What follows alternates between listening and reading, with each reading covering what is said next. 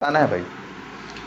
Okay, तो यहां तक समझ में आया है। अब हम लोग पढ़ने जा रहे हैं टाइप्स ऑफ वेक्टर्स। वेक्टर्स के टाइप्स। देखो अभी तक मैंने क्या बताया, एकदम जरा सा भी होपलेस नहीं होना है, सीखते हुए चलना है। पहली बात मैंने क्या बताया, फिजिकल क्वांटिटी क्या होता है। देन आफ्टर मैंने बताया फिजिकल क्वांटिटी के कितने टाइप्स, स्केलर और वेक्टर। देन आफ्टर मैं बताया वेक्टर को कैसे रिप्रेजेंट करते हैं। और अब हम लोग आगे पढ़ने जा रहे हैं वेक्टर के कितने टाइप्स होते हैं। क्लियर बात? ओके, नोट कीजिए इसको। चलते हम लोग आगे और पढ़ते हैं टाइप्स ऑफ वेक्टर्स।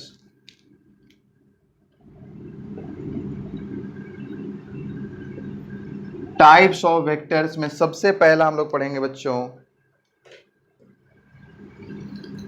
सबसे पहला है पैरेलल वेक्टर्स।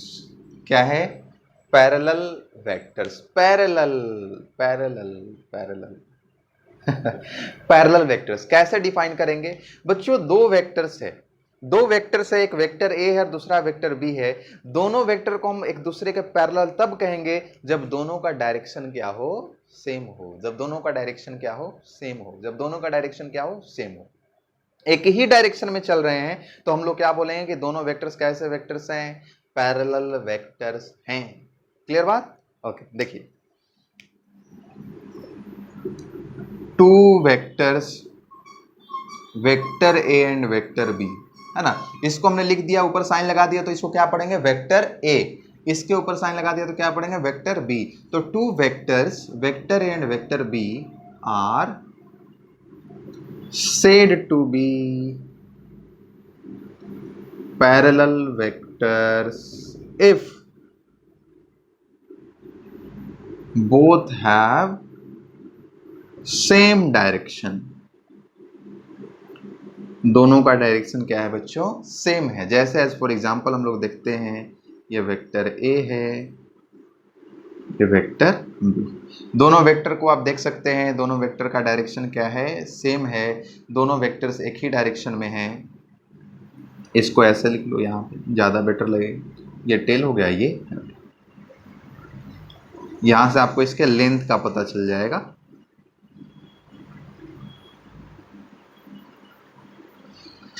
क्लियर बात है? तो ये वेक्टर ए है और ये वेक्टर बी है, दोनों का डायरेक्शन क्या है बच्चों, सेम है। हालांकि इसके मैग्नीट्यूड से कोई मतलब नहीं है। आप देख सकते हैं इसका लेंथ ज्यादा है, मतलब क्या हुआ, इसका मैग्नीट्यूड ज्यादा है। इसका लेंथ कम है, मतलब मैग्नीट्यूड क्या है, कम है।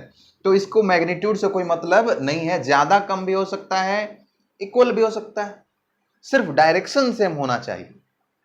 क्लियर बात? ओके। दूसरी बात हम लोग देखेंगे बच्चों, इक्वल वेक्टर्स। इक्वल मतलब समान, एकदम इक्वल। तो इक्वल में क्या होगा, जिसका मैग्नीट्यूड भी सेम है और डायरेक्शन भी सेम है। मैग्नीट्यूड इक्वल और डायरेक्शन सेम, उसको हम लोग क्या बोलेंगे बच्चों, इक्वल वेक्टर्स कहेंगे। तो दूसरा हम लोग, आप लोग नोट करें, सेकंड जो टाइप है वो है इक्वल वेक्टर्स। हम लोग बोलेंगे इसको two vectors, vector A and vector B. बोलो कि हमें क्या ए और बी ही हमेशा लिखेंगे, आपकी मर्जी सी डी भी लिख सकते हो, हम तो बस एक लेकर के चल रहे हैं तो सब में सेम ही लिख रहे हैं। Two vectors, vector A and vector B are said to be equal vectors if both have equal magnitude and same direction। दोनों का मैग्नीट्यूड क्या हो, इक्वल हो। जैसे ये थोड़ा बहुत बड़ा छोटा हो जाएगा तो समझ लेना है कि इक्वल है तो ये क्या हो गया बच्चों, दोनों इक्वल वेक्टर हुआ। अब बात ये आती है कि क्या इक्वल वेक्टर्स पैरेलल वेक्टर्स हैं? ऑफ कोर्स है, इक्वल वेक्टर्स तो पैरेलल है ही, क्योंकि डायरेक्शन तो सेम है ही। अब पैरेलल वेक्टर्स इक्वल होगा या नहीं होगा, ऐसा कोई जरूरी नहीं होगा, बट हर एक इक्वल वेक्टर्स जो हैं वो क्या है, पैरेलल वेक्टर्स हैं। क्लियर बात है? यहां तक नोट कीजिए, फिर आगे चलते हैं। नेक्स्ट बच्चों, नेक्स्ट है हमारा और ये है थर्ड,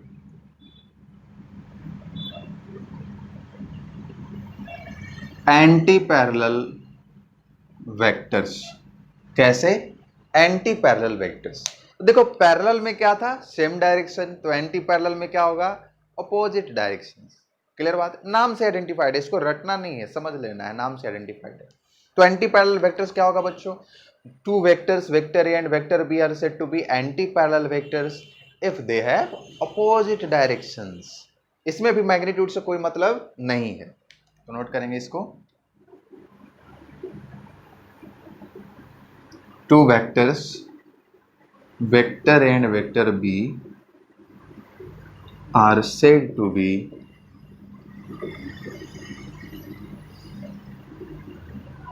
नोट्स बनाते चलेंगे भाई।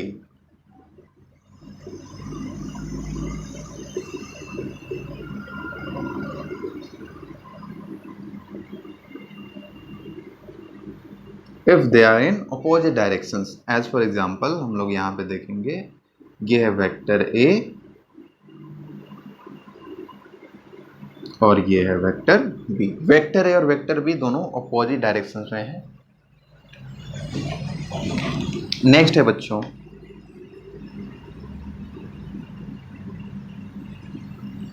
निगेटिव वेक्टर्स, या इसी को हम लोग बोलते हैं opposite vectors.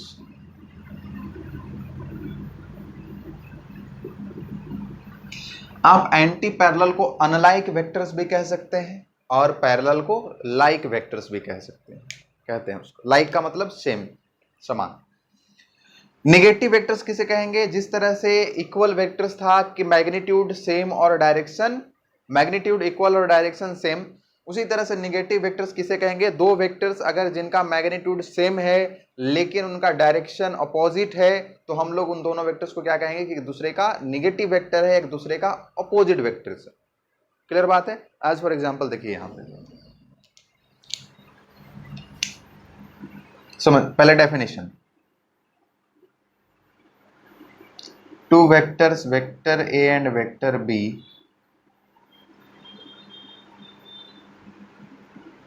are said to be negative vectors if they have equal magnitudes and opposite directions. Magnitude equal, opposite directions, magnitude equal, opposite directions। Clear बात है, वेक्टर ए और वेक्टर बी आएंगे समझ में, पक्का पक्का आएंगे। ओके, नोट कीजिए इसको।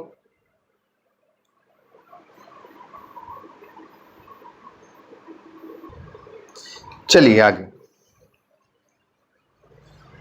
जा इस बार टाइप्स ऑफ वेक्टर मिटा दिया, चलो कोई बात नहीं, नंबर भी भुला गए, कोई बात नहीं।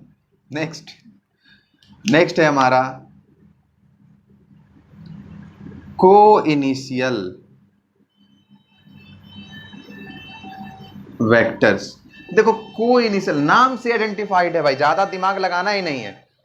को इनिशियल वेक्टर्स का मतलब क्या है, को का मतलब क्या होता है एक साथ, इनिशियल का मतलब जहां से स्टार्ट होता है। तो को इनिशियल का मतलब यह हुआ कि वैसे वेक्टर्स जिनका स्टार्टिंग पॉइंट क्या है बच्चों, सेम है, एक ही पॉइंट से इनिशिएट हो रहे हो, एक ही पॉइंट से निकल रहे हो, वैसे वेक्टर्स को हम लोग क्या बोलेंगे, co initial vectors. Co initial vectors, the vectors starting from same point, कहने का मतलब having same initial point are called co initial vectors. उनको हम लोग क्या बोलेंगे, को इनिशियल वेक्टर्स कहेंगे। एज फॉर एग्जांपल हम लोग जरा देखें, ट्याऊ ट्याऊ ट्याऊ ट्याऊ ट्याऊ ट्याऊ, देखिए vector A, vector B, vector C, D E F G H I जो भी कर लो, सबका इनिशियल पॉइंट क्या है, एक ही है, यहीं से स्टार्ट हो रहा है, ओ से स्टार्ट हो रहा है, इसीलिए तीनों वेक्टर्स क्या हैं बच्चों, को इनिशियल वेक्टर्स हैं। Example vector A, vector B and vector C are co initial vectors. आएंगे समझ में? हाँ, ओके ओके ओके। नेक्स्ट है बच्चों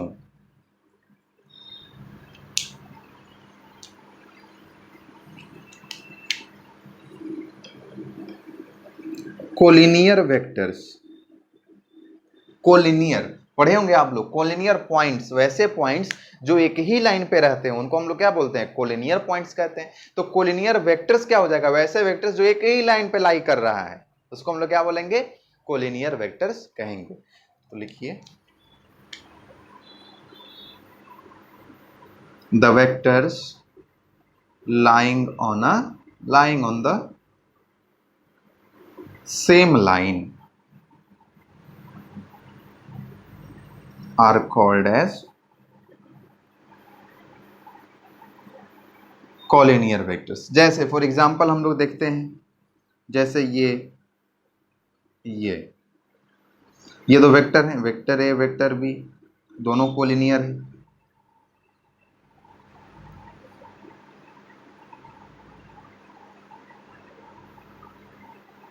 यह भी कोलिनियर है, एक ही लाइन पे है।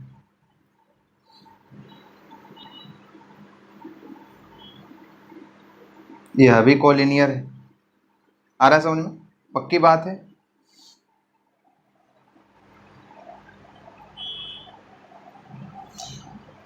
सेम अपोजिट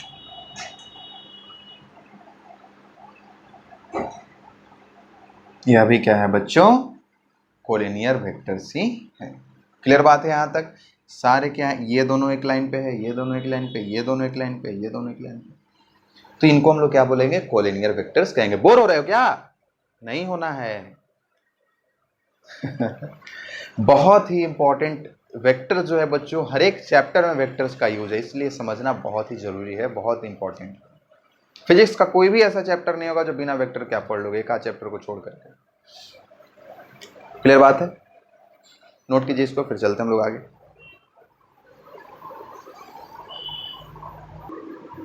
चलिए बच्चों नेक्स्ट है हमारा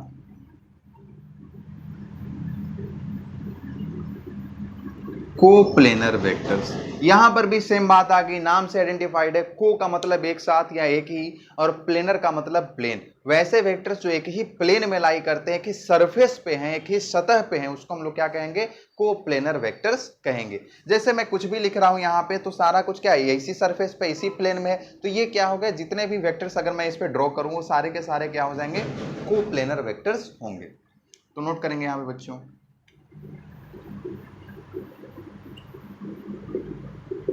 vectors lying in the same plane are called coplanar vectors. जैसे कुछ भी बना दो, vector A, vector B, vector C, कुछ भी बना दो, ये सारे के सारे क्या है, कोप्लेनर है, क्योंकि सबके सब क्या है, इसी प्लेन में। कोई डायरेक्शन से मतलब नहीं, कोई मैग्नीट्यूड से मतलब नहीं, सब क्या है, एक ही प्लेन में, तो वेक्टर्स, कोप्लेनर वेक्टर्स। क्लियर बात है बच्चों? और नेक्स्ट मैं आप लोग को बता रहा हूं कनकरेंट वेक्टर्स। हालांकि यह को इनिशियल की तरह ही है, बट कनकरेंट का मतलब ये क्या होता है बच्चों, कि जो एक ही पॉइंट से पास करे, जो एक ही पॉइंट से पास करे, उसको हम लोग क्या बोलते हैं, कनकरेंट वेक्टर्स कहते हैं। तो यहां पर हम लोग लिखेंगे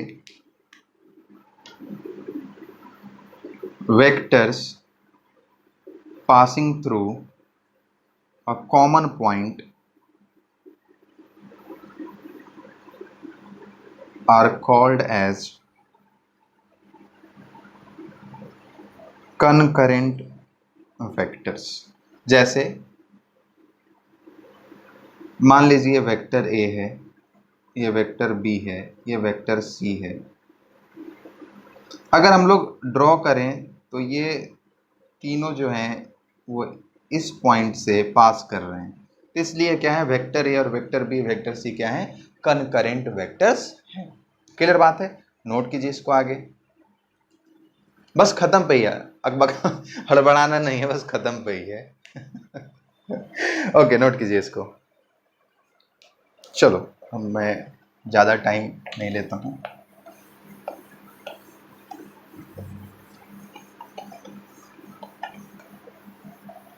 समझने वाला है बच्चों, अभी जो मैं बता रहा हूँ वो समझने वाला है। बोलो तो क्या पहले समझने वाला नहीं था? पहले वाला भी था यार।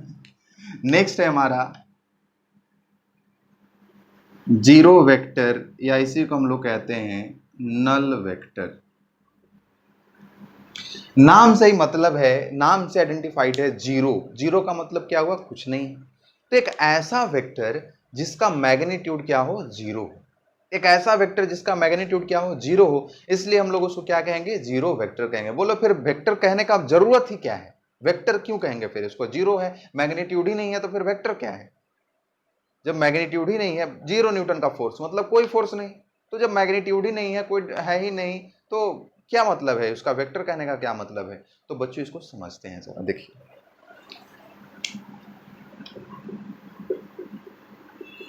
The vector having zero magnitude is called as zero या नल वेक्टर। ठीक है, note point, its direction is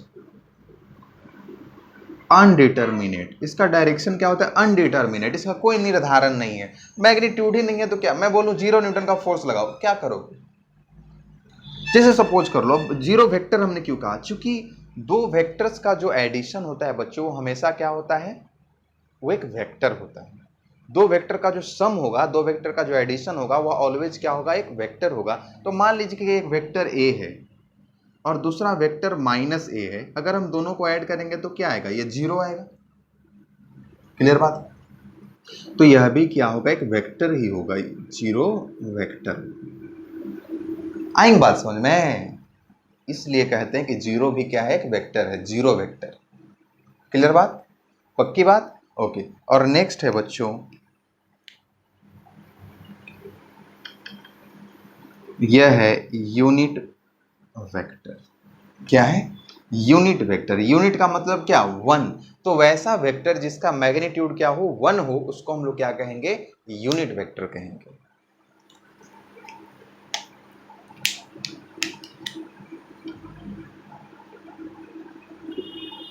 the vector whose magnitude is one, one का मतलब क्या हो गया, unity, is called a unit vector. उसको हम लोग क्या बोलेंगे बच्चों, यूनिट वेक्टर कहेंगे।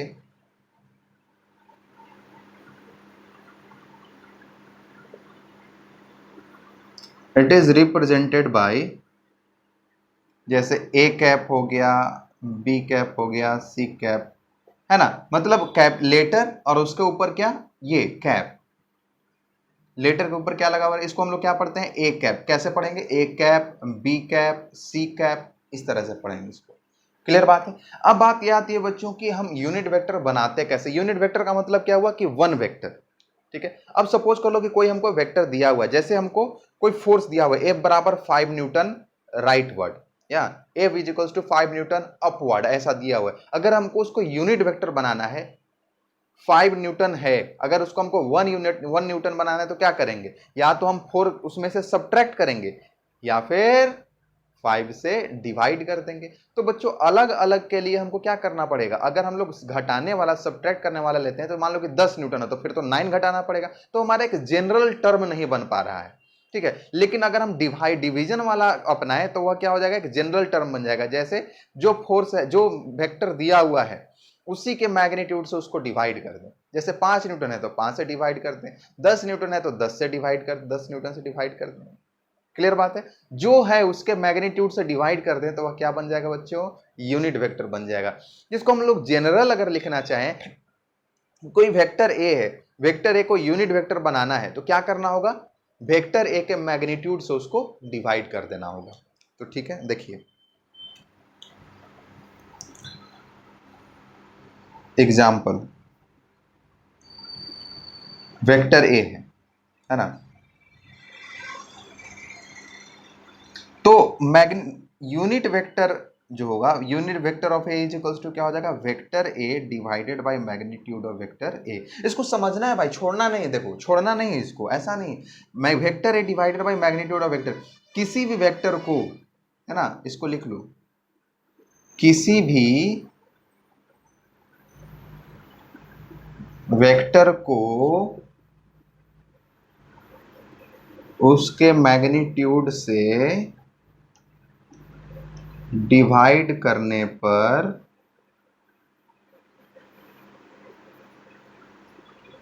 यूनिट वेक्टर बन जाता है। क्या बन जाता है, यूनिट वेक्टर बन जाता है। तो वेक्टर ए का जो unit vector of A is equals to क्या हो जाएगा, vector A divided by magnitude of vector A. जैसे मान लो कि 10 न्यूटन का फोर्स है, फिर से समझो बच्चों, 10 न्यूटन का फोर्स है, अगर हमको उसको 1 न्यूटन बनाना है तो क्या करना होगा, 10 से डिवाइड करना पड़ेगा। ये 10 क्या है, मैग्नीट्यूड है। 10 न्यूटन जो फोर्स था उसका 10 ही न्यूटन ना मैग्नीट्यूड है, तो 10 से डिवाइड कर देंगे तो 10 10 क्या हो जाएगा, कट जाएगा, 1 आ जाएगा। क्लियर बात आ रहा है समझ में। यूनिट वेक्टर का जो यूज है वो हम लोग करते हैं किसके लिए बच्चों, डायरेक्शन पर्पस के लिए। किसके लिए, डायरेक्शन पर्पस के लिए। क्लियर बात आया है समझ में। तो यहां तक नोट कीजिए, फिर मैं आगे बता रहा हूं।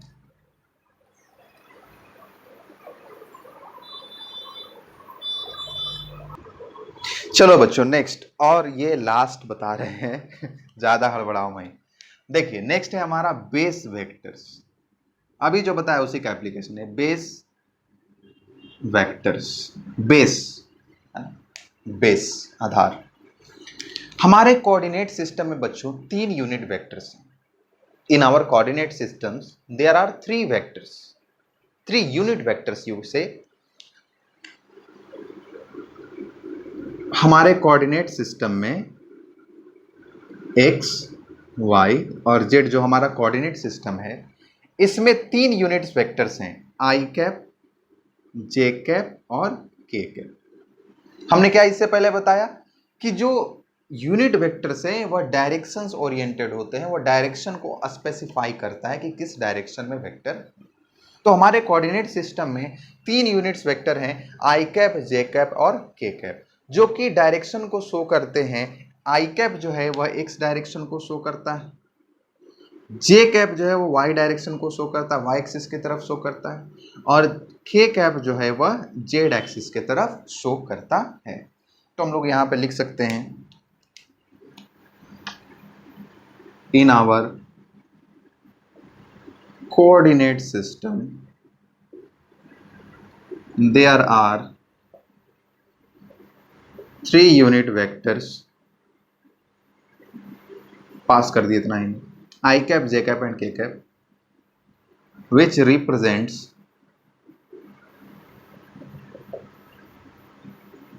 directions along x axis, y axis and z axis respectively, है ना।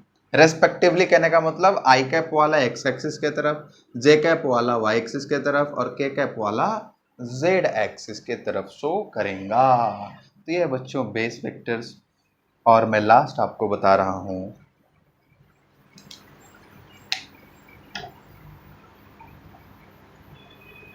ये आ रहा है समझ में आप लोग जो मैंने बताया। अब कभी भी कोई भी वेक्टर मान लीजिए कि 5 आई कैप लिखा हुआ है, इसका मतलब उसका मैग्नीट्यूड कितना है 5, और आई कैप कहने का मतलब उसका डायरेक्शन किधर है, एक्स एक्सिस के तरफ। 10 जे कैप लिखा हुआ है, इसका मतलब क्या, मैग्नीट्यूड 10 और डायरेक्शन क्या हुआ, जे कैप, मतलब वाई एक्सिस के तरफ।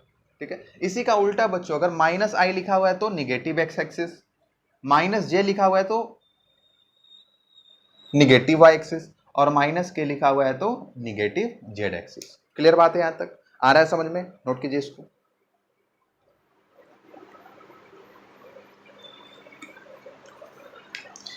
नेक्स्ट हमारा है बच्चों पोलर वेक्टर, है ना। पोलर कोई भी वेक्टर, कोई भी ऐसा वेक्टर, ये कोई नया नहीं है, उसी में से बता रहा हूं मैं। कोई भी ऐसा वेक्टर जिसका क्या हो, कोई इनिशियल पॉइंट हो, कोई भी एक इनिशियल स्टार्टिंग पॉइंट हो, या फिर कह सकते हैं कि जिसका पॉइंट ऑफ एप्लीकेशन, उसको हम लोग क्या बोलेंगे बच्चों, पोलर वेक्टर कहेंगे। तो यहां से नोट कीजिए आप, a vector which have initial point or point of application is said to be a polar